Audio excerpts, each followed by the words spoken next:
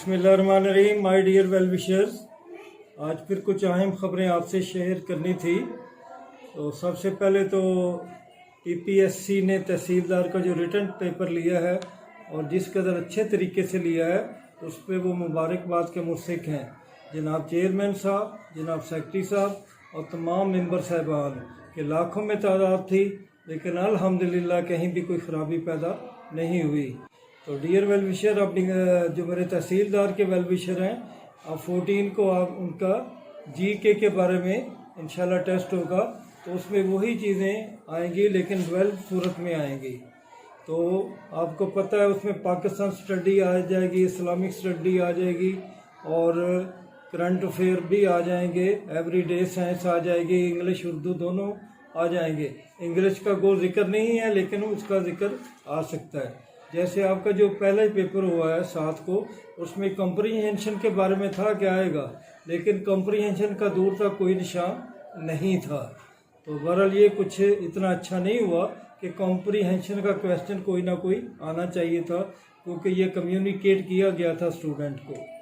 तो dear well wisher, high court के decision का मुझे पहले पता चल गया था जुम्मे को ही कि उसमें कोई डेवलपमेंट नहीं हो रही और कोई लिस्ट जो है कार लिस्ट नहीं लगाएगी, ना कोई डेट बताई गई है।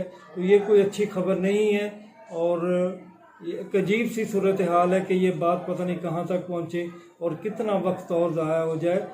मैं आपके लिए दुआ कर सकता हूँ और हमदर्दी का इजहार कर सकता हूँ। तो ये एक अच्छी खबर नहीं है जो मैं आपको कन्वे करना चाहता था, लेकिन चूँकि इतनी अच्छी नहीं थी लिहाजा मुझे इसमें कोई जल्दी नहीं थी। एक दो गुजारिशात मैंने करनी है, गवर्नमेंट ऑफ पंजाब से भी करनी है और पीपीएससी से भी, कि जो एजुकेटर भर्ती हो रहे हैं उसके सलेबस को ज़रूर चेक करना चाहिए, दोबारा देखना चाहिए। ख़ुसूसन जो साइंस के एजुकेटर हैं, साइंस के एजुकेटर एक अपने ही सब्जेक्ट में मास्टर होते हैं और उनकी तैयारी बहुत बेहतर होती है, लेकिन एक बंदा जिसने केमिस्ट्री की हुई है वो बायो को कैसे पढ़ेगा, वो फिज़िक्स को कैसे पढ़ेगा, वो मैथ को कैसे पढ़ेगा।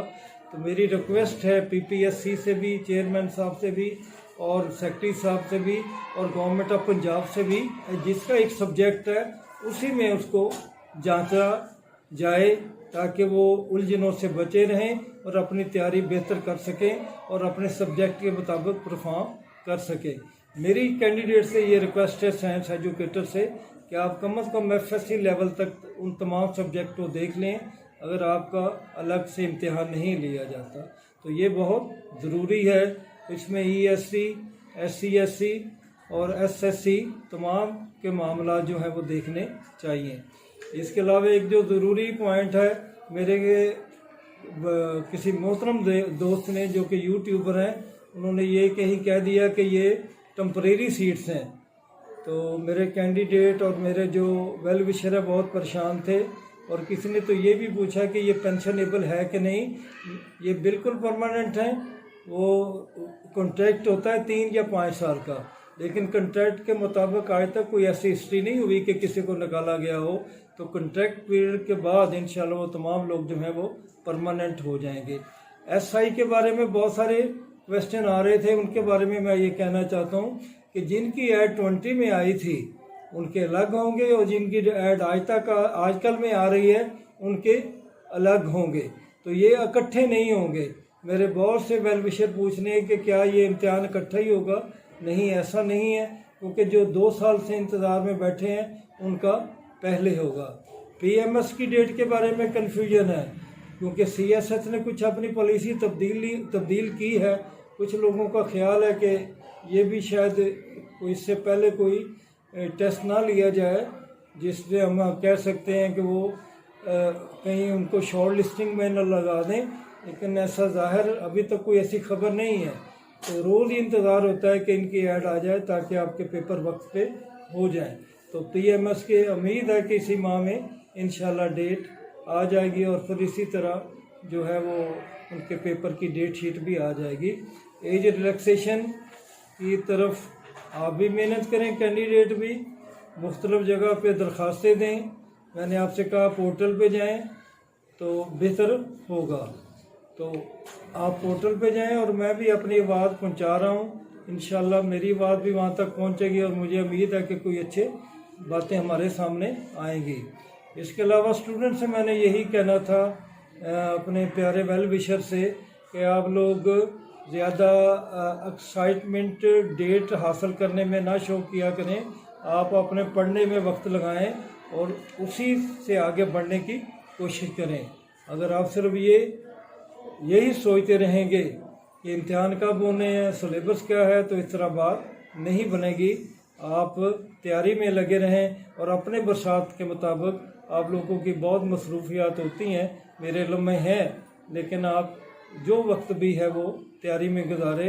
बाकी मैंने आपसे ये अर्ज़ करना था कि आज 9 नवंबर है, बहुत बड़ा दिन है। हमारे लीडर इल्लामा इकबाल वो 9 नवंबर को इस दुनिया में आए 1877 में, तो उनकी शायरी ने मुसलमानों के अंदर एक रूह फूंकी और यही उनकी शायरी जो है एक ख्वाब की शक्ल में सामने आई, जिसकी ताबीर हमारे अजीम लीडर मोहम्मद अली जिन्ना ने अपने साथियों के साथ उसकी तकमील भी की और उसकी ताबीर भी की।